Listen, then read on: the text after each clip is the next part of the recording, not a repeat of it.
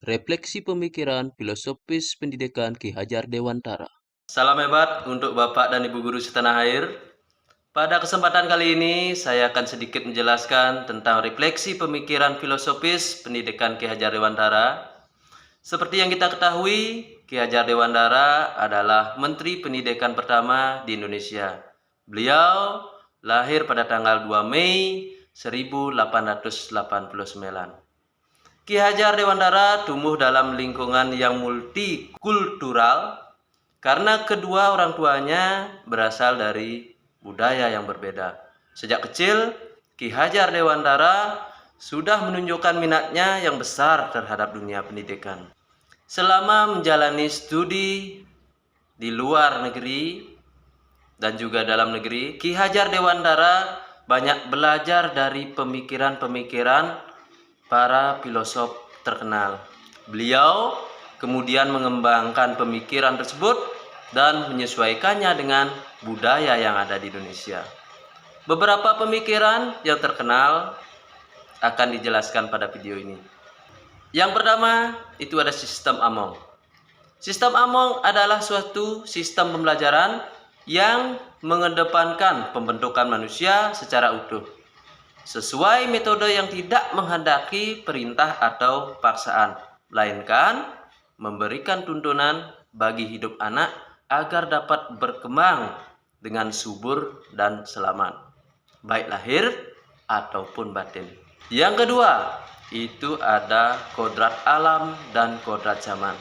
Kodrat alam adalah sifat alami manusia yang harus dikembangkan seperti kejujuran, ketulusan, dan tanggung jawab. Sedangkan kodrat zaman adalah keadaan dan tantangan yang dihadapi oleh manusia pada zaman tertentu. Untuk berhasil dalam kehidupan ini, Ki Hajar Dewantara percaya bahwa anak-anak harus dididik dengan mempertimbangkan kedua faktor tersebut. Yang ketiga adalah asas trikon. Asas trikon ini terdiri dari kontinu, konvergen, dan konsentris. Kontinu berarti pendidikan yang harus dilaksanakan secara berkesinambungan, dilaksanakan terus-menerus dengan membuat perencanaan yang baik. Konvergen berarti pendidikan yang dilakukan bisa mengambil dari berbagai sumber di luar negeri, namun harus disesuaikan dengan kebutuhan yang kita miliki sendiri.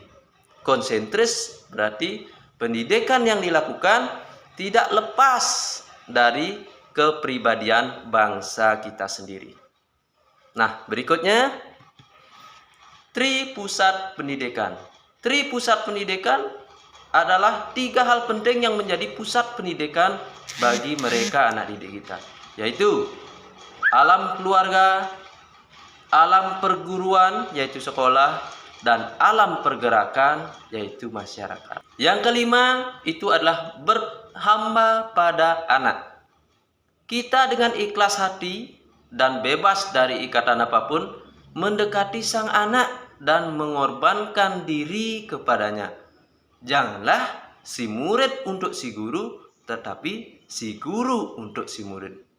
Istilah berhamba mungkin terdengar aneh ketika digunakan konteks pendidikan. Namun, pada intinya, Ki Hajar Dewantara berbicara tentang pentingnya fokus pada kebutuhan dan kepentingan anak dalam proses pendidikan. Yang keenam adalah budi pekerti. Budi pekerti watak atau karakter merupakan hasil dari bersatunya gerak pikiran, perasaan, dan kehendak atau kemauan sehingga menimbulkan tenaga. Budi pekerti mencakup nilai-nilai kebajikan seperti sopan santun, kejujuran, kerjasama, tanggung jawab. Ki Hajar Dewantara percaya bahwa dengan mempelajari nilai-nilai ini, anak-anak menjadi individu yang baik dan bermanfaat bagi masyarakat. Yang tidak kalah pentingnya adalah yang nomor 7, trilogi kepemimpinan.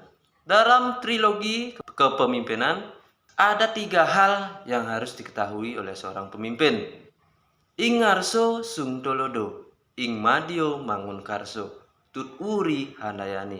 Ingar sosung dolodo yang di depan memberikan contoh. Ing Madio Mangun Karso yang di tengah memberi dorongan.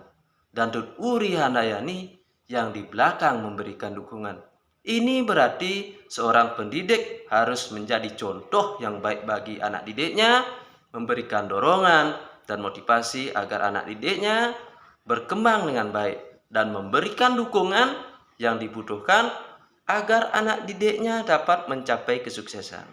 Dari uraian di atas dapat disimpulkan bahwa Ki Hajar Dewantara adalah tokoh pendidikan yang memiliki pemikiran filosofis yang sangat penting untuk diterapkan dalam dunia pendidikan.